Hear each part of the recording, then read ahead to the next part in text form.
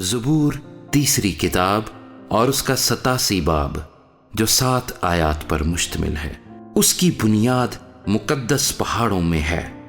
خداوند سیون کے پھاٹکوں کو یعقوب کے سب مسکنوں سے زیادہ عزیز رکھتا ہے۔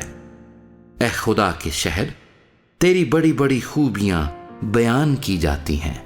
میں رہب اور بابل کا یوں ذکر کروں گا کہ وہ میرے جاننے والوں میں ہیں۔